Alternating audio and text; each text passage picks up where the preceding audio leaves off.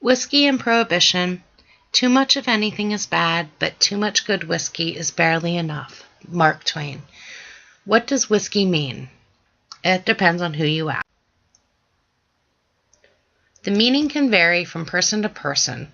The medicinal use for a toothache, relaxation after a long day at work, or maybe even a college fraternity party. We're going streaking! Whiskey has always been a contentious commodity due to the meaning behind it varying from group to group. Even the spelling depends on the Whiskey or Whiskey by Stanley Bruce. A Scotsman who spells whiskey with an E should be handcuffed and thrown headfirst in the D. In the USA and Ireland, it's spelt with an E, but in Scotland, it's real whiskey. So if you see whiskey and it has an E, only take it if you get it for free. For the name is not the same and it never will be. A dram is only a real dram from a bottle of Scotch whiskey. Regardless of the spelling, whiskey is an important part of U.S. history. Early settlers used grain to distill whiskey for personal consumption or sold it for income. As the new government tried to determine how to pay for the war debt that they had incurred, the popularity of whiskey exploded. John Adams decided to use this to his advantage, tax the whiskey to pay down the debt. This did not turn out well for the new government, as the Whiskey Rebellion occurred in 1794. Americans band together and defended their rights to sell and drink whiskey without taxation, leaving the government to find other ways to fund the debt. With our rights to produce and consume whiskey restored, saloons rose in popularity. Primarily a male-dominated establishment, drinking rose within the general population. Women were without rights and dependent on their now drunkard counterparts. These saloons fueled the increasing number of drunken husbands and was the platform that a small rural group of pious women took up.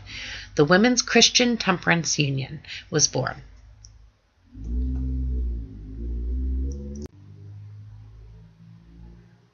This was the beginning of the Prohibition Party. The Dries, as they were called, advocated for the prohibition of all alcohol and campaigned for moral righteousness. As industrialization turned saloons into an everyday working man's bar, the Women's Christian Temperance Union gained momentum. The period between the years of 1890 and 1920 were considered the Progressive Era and drew much attention to women's suffrage issues and the Women's Christian Temperance Union. There was much hostility focused at the saloons, and this fueled a new group, the Anti-Saloon League. The Anti-Saloon League was much larger and much more visible than the Women's Christian Temperance Union. Joining forces would enable all members to advocate a legal prohibition of alcohol, and that's what they did.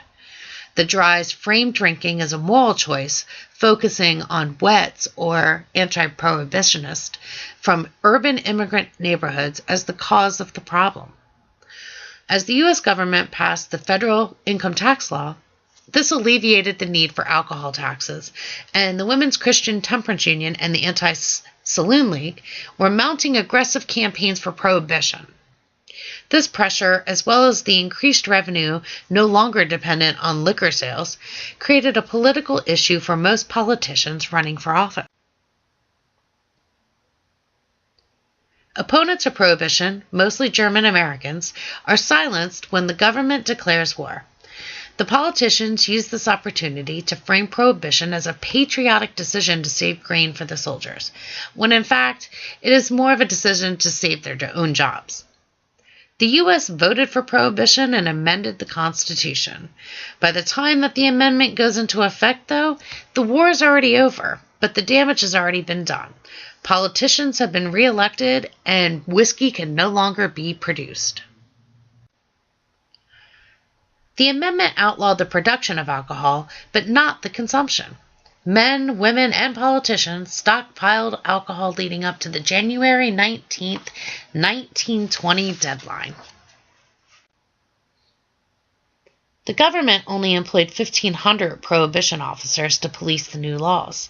These new laws were not received well by most Americans, thus making prohibition officers less than As the Prohibition laws took effect, the views on women drinking in public were relaxed. No longer was it socially incorrect to be seen at a bar drinking whiskey next to a man. The attitude of law-abiding citizens was that drinking was a personal right that had been allowed for centuries, and that they would continue to drink. Speakeasies, bootlegging whiskey, and personal production were not only common, but a way of life in the Roaring '20s. This was not without negative consequences. The bootlegging created a larger criminal syndicate run by gangsters. The moral society that Prohibition was supposed to have created in the eyes of the Anti-Saloon League and the Women Christian Temperance Union was actually worse under Prohibition laws. Dirty politicians, gang wars, rampant killing, underground drinking were flourishing. Al Capone and his cohorts owned the alcohol bootlegging business the moment the U.S. voted for Prohibition. With the rampant crime, the need for taxes, and the beginning of the Great Depression, President Roosevelt realized the quickest way out of the mess was to get the people working and repeal the 18th Amendment and end Prohibition.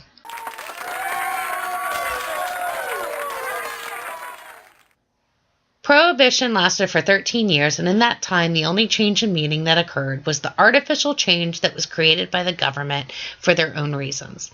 The American people felt it was their right to drink whiskey, as seen in the Whiskey Rebellion, the fight against the pious view to prevent prohibition, and drinking whiskey even when law changed for politicians, and today we can see the same with respect to the war on drugs.